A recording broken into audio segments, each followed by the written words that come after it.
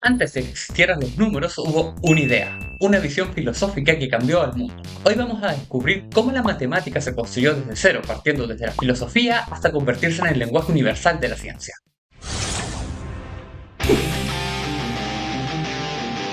Todo comienza por la filosofía misma, con las ideas platónicas referentes al concepto, que es una manera de darle forma o concretizar las ideas que tenemos de los entes con que interactuamos, donde los entes son cualquier cosa, una silla, un árbol, un planeta, un número. Todo este análisis pone las bases de las definiciones, que es lo que vemos en los diccionarios, que es a dónde nos dirigimos cuando queremos saber el significado de algún ente al cual le asociamos una palabra. Y esto pone las bases de los lenguajes naturales, que son los idiomas como el español, el inglés, etc. La matemática y las ciencias exactas, como la física, química, entre otras, comienzan a usar las definiciones para construir sus teorías, pero se encontraron con algunos inconvenientes provenientes de la ambigüedad de los lenguajes naturales, tales como la polisemia, que es cuando una palabra tiene más de un significado. Por ejemplo, banco, copa y hoja, lo que genera conflictos en la comunicación. Y otro problema con los lenguajes naturales es la circularidad de las definiciones, que es cuando un ente se define de manera directa o indirecta haciendo uso del mismo ente. Por ejemplo, si les defino número natural como un número que pertenece al conjunto de los números naturales, y luego definimos al conjunto de los números naturales como conjunto cuyos elementos son los números naturales, vemos que la primera definición usa al conjunto de los números naturales, mientras que la definición de dicho conjunto utiliza número natural para definirse. Y esto puede inducir problemas lógicos, como caer en contradicciones. Para resolver estos inconvenientes en las definiciones, se crean las definiciones formales, que son un tipo de definición que respeta ciertas reglas, que permiten evitar la polisemia y la circularidad, entre otras cosas. Entre las reglas destaca una que dice que cada nueva definición formal se debe basar en una o más definiciones formales previas. Por ejemplo, si ya tenemos bien definido ladrillo, podemos definir muro haciendo uso de ladrillo y podemos definir una habitación usando la definición de muro. Las definiciones formales siguen una filosofía constructivista, ya que a partir de conceptos previamente definidos que son más pequeños en cierto sentido, se definen nuevos conceptos, entre comillas, más grandes. Cabe destacar que un ente que posee una definición formal se denomina objeto. La matemática y demás ciencias exactas estudian objetos, tales como números, operaciones, ecuaciones, en el caso de la matemática, y velocidad, aceleración en física, y así. Teniendo las definiciones formales y así los objetos, podemos empezar a definir un lenguaje formal para hacer matemática. Realmente se comienza por un metalenguaje matemático que fundamenta el lenguaje formal de matemática, pero no entraremos en tanto detalle en este momento. Para construir el lenguaje formal de matemática, se selecciona una colección de símbolos, tales como los dígitos, los cuales por medio de la concatenación, donde concatenar es la acción de juntar símbolos, se pueden formar palabras matemáticas. Por ejemplo, si concateno el 7 con el 3, se forma la palabra matemática que conocemos como 73. Y esto no es nuevo para ustedes, ya que es lo mismo que se hace en el español, donde los símbolos son el abecedario y si concatenan la O con la L y la A, se forma la palabra hola. Si se incluyen más símbolos en el lenguaje matemático, tales como la coma, se pueden concatenar el 5 con la coma y el 2 para formar el número decimal 5 con 2 décimas, más conocido como 5,2. Cabe destacar que en los lenguajes se definen reglas que explican cómo concatenar correctamente los símbolos, y en caso de que las reglas se respeten adecuadamente, se forma una nueva palabra que se les denomina fórmulas bien formadas, como lo son 63, 5,2 y hora. En caso de no respetarse una o más reglas, se dice que existe un error de sintaxis, lo que es muy propio de los lenguajes de programación. Por ejemplo, típico error cuando uno diseña software. Un error de sintaxis en matemática sería escribir 41,3,5, ya que los números no se escriben con dos separadores decimales. Y esto que les diré ahora es importante para más adelante cuando veamos la prioridad de operaciones. Cada fórmula bien formada obtenida por medio de la aplicación de las reglas de un lenguaje formal debe ser escrita entre paréntesis. Atesoren esto en su corazón, en algún momento nos servirá. Perfecto. Desde la filosofía, con las definiciones formales y objetos, llegamos al lenguaje matemático, el cual por medio de símbolos y reglas de concatenación nos ha permitido tener un método para construir nuevas palabras. Y aquí está la magia. La idea es que a cada nueva palabra se le asocie un significado por medio de una definición formal y así vamos enriqueciendo cada vez más el lenguaje matemático. Es decir, los objetos se materializan en palabras dentro del lenguaje matemático. Cabe destacar que esta idea no solo la aplica en las matemáticas, sino que lo hacen todas las ciencias exactas.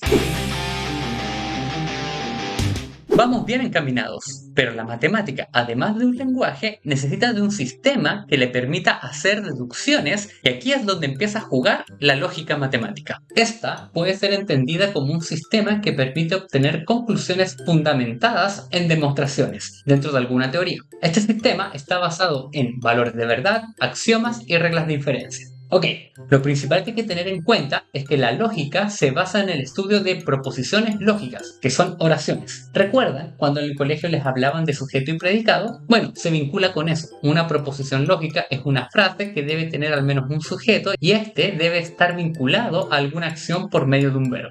Si pensaban que la asignatura de lenguaje no tenía nada que ver con matemática, bueno, eso no es así, pues todo está muy relacionado. Ni hablar de la abismal importancia de la comprensión lectora en matemática. Así que si no han puesto atención en clase de lenguaje, bueno, mejor escuchen a mi amigo Yoga. Es inútil llorar por la leche derramada. Volvamos a las proposiciones lógicas. Un ejemplo de proposición es: todos los números naturales son impares. Ahora, ¿qué hacemos con esta proposición? Bueno, nuestro objetivo es asociar a esta algún valor de verdad. ¿Pero qué es un valor de verdad? En el caso de la lógica clásica, que es en la que se basa la matemática, existen dos valores de verdad: verdadero y falso, que se simbolizan por V y F. Esta proposición la asociamos a F ya que es falsa. Pero ¿cómo podemos afirmar que es falsa? Bueno, aquí es donde entran las demostraciones, que es una secuencia ordenada de pasos lógicos, que son los fundamentos que permiten afirmar que una proposición es verdadera o falsa. Es decir, las demostraciones permiten asociar algún valor de verdad a una proposición. En este caso, la proposición es falsa, ya que el 2 es un número natural que no es impar, y esta es una demostración por contraejemplo. Cabe destacar que una proposición que es verdadera se pasa a llamar teorema, y son las verdades dentro de alguna teoría que se utilizan para deducir nuevos teoremas, y así se enriquece la teoría en cuestión. Por ejemplo, esta otra proposición: todos los números primos mayores que 2 son impares, es verdadera y por ende un teorema. Una demostración se puede hacer por medio de reducción al absurdo, donde asumimos que existe un número primo mayor que 2 que sea par y se llega a una contradicción. Esa es una forma de demostrarlo. Cabe destacar que una proposición puede tener más de una demostración. Pero, ¿de dónde salió eso de reducción al absurdo? Todo iba tan bien. No puede ser. No se asusten, simplemente este es un mecanismo de deducción que se obtiene de las reglas de inferencia, que son convenciones lógicas que inducen técnicas de demostración como la demostración por contraejemplo o por reducción al absurdo, entre otras. Las reglas de inferencia de la lógica clásica fueron investigadas por Aristóteles, y la más famosa es el silogismo que está relacionado con la inferencia lógica fundamental de P implica Q.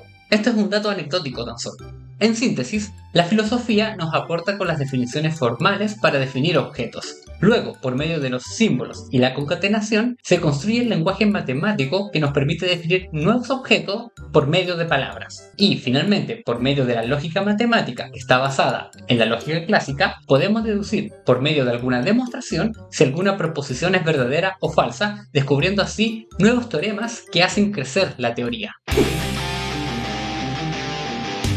Todo esto les puede parecer alejado de su día a día en las clases de matemática, pero no es así, ya que sus profesores les definirán nuevos objetos matemáticos, es decir, enriquecen el lenguaje matemático que ustedes conocen y luego les enseñarán nuevos teoremas respecto de estos objetos, los cuales deben utilizar para obtener el valor de verdad o calcular el resultado de alguna proposición lógica que ustedes conocen como ejercicios o preguntas. Y si sienten que esto aún es muy alejado de su día a día, veamos un ejemplo. Al resolver 23 más 19, ustedes utilizan el algoritmo de la adición, que es un teorema, para resolver esta adición sumando dígito a dígito. Entonces calculan 3 más 9, lo que ustedes memorizaron, que es igual a 12, es decir, ustedes memorizaron el teorema de que 3 más 9 es igual a 12. Así colocan el 2 en la suma y el 1 lo dejan como reserva. Esto por el algoritmo de la adición. Y luego suman 1 de la reserva más 2 más 1, lo que resulta 4, ya que saben el teorema de que 1 más 2 más 1 es igual a 4, obteniendo así que 23 más 19 es igual a 42. Y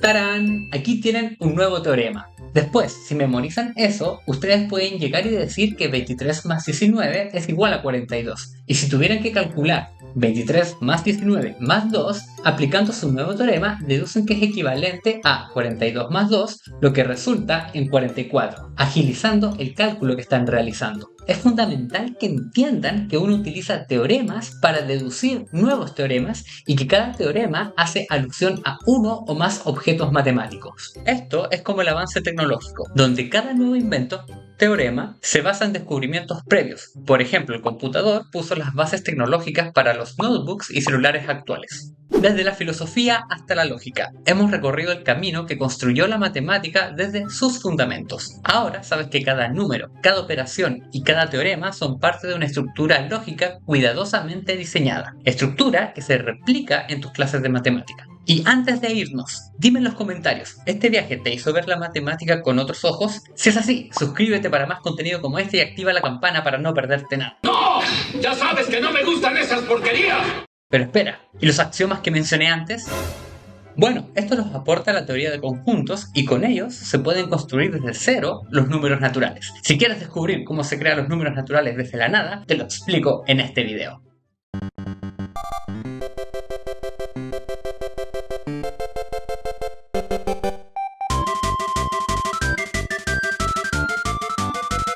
Bueno, hasta mañana.